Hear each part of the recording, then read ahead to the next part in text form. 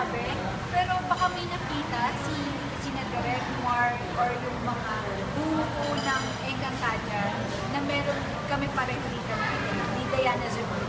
Kaya kung nakuha. Pero siguro mas alam ni God kung bakit po, and it's a good message. Sanya, can you share with us na lang yung process ng how did you get the part and when they finally announced that you got the part? Okay po. Umpisa, nag-audition ako for, nag-audition ako sa Encantadia na, ang sabi ko nga umpisa lang, sabi ko, ay nako, sana kahit anong role lang ibigay sa akin, basta may work lang ako, okay na sa akin yun, makapasok na ako sa Encantadia, kahit ano pa yung naibigay sa akin. And then, nag-audition ako, binigyan ako ng script and then pinaganap ko sa akin si Lira. Umpisa, yun yung unang audition ko. Pangalawa kong audition, which is yung kinolback ako, pinaganap sa akin si Alena. And yung pangatlo po, si Danaya, pangapat, si Danaya. Yung panglima, doon po sinabi sa amin. We welcome you sa family. Sa akin po. Tapos di ba lahat kayong bagong sangre nakatanggap din ng parang pass it on na tweet or galing sa original na cast. So ano yung feeling na may blessing kayo ng original cast?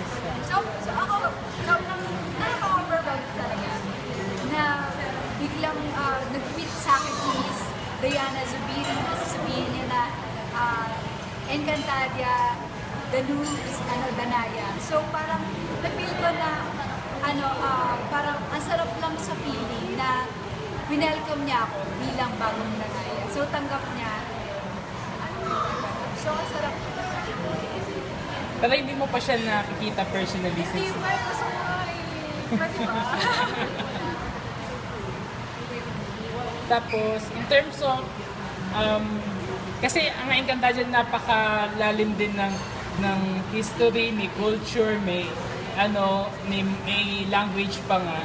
So far, ano yung mga pinag-aaralan mo? At saka ano yung sa tingin mo, kailangan mo talagang pagugulan ng panahon para i-research? Kasi sa dami ng mga kailangan sa uluhin o So yung mga enchanted words? Yes. Actually, lahat sila. Siguro mga alam ko lang yung mga Avisala, Pashnea, Asnamon, Boya Nazar. Yung mga simple lang na alam natin, yung mga talagang tumatak sa mga Encantadians. Yun pa lang. Pero siguro yung iba pa, yun nga, tama ka, i-research ko pa, or aalamin ko from the director, na Sir Noel. Hindi pa kayo physical training? Physical training, yun tayo sa artist lang, parang minsan nagkakasabay sa training. Artist training. Aside from this one, wala ka ng ibang projects na sa tingin mo magiging, magiging busy ka aside from Encantadia? Ay, sa akin, ito pa kasi parang once na pumasok kami dito sa Encantadia, parang sinabi namin sa sarili namin, kailangan mag-focus talaga kami sa Encantadia kasi hindi biro yung Encantadia sobrang laki niya. Para kumuha pa kami ng iba, parang mahirap na siguro kapag sabay-sabay pa siya. So, focus lang dito talaga kami sa Encantadia.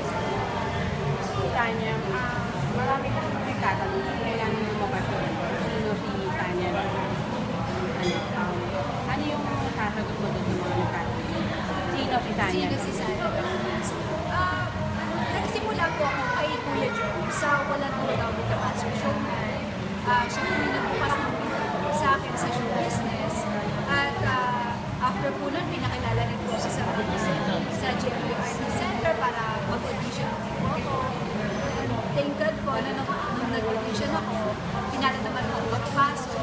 Binigyan po ako ng mga regular, ng mga guesting sa show ng GMA. Nakapasok rin po ako sa Half Sisters na regular bilang si Gorna, best friend ni Barbie Fortes sa Half Sisters. And ito po, yung sa Encantadia sa In relation to your question, actually, kind of negative. Siyempre, sabihin ng mga tao, and I'm sure you've read sa social media mo, na bakit sila kumuha ng relatively new. Ano nararamdaman when you're in those kinds of situations?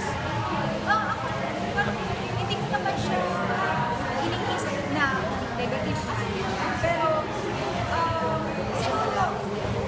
naghahanap kasi parang naghahanap lang siguro sila ng mga bagong artista. Baka may hinahanap sila na gusto mong gawin na may makita pang iba bukod sa mga alam naman natin na bida na rin ngayon. Siguro naghahanap sila ng bago. And kung kapag nakaka-receive naman ako ng mga message na sino ba siya or bakit naman ako yung napili, accept ko naman po yun kasi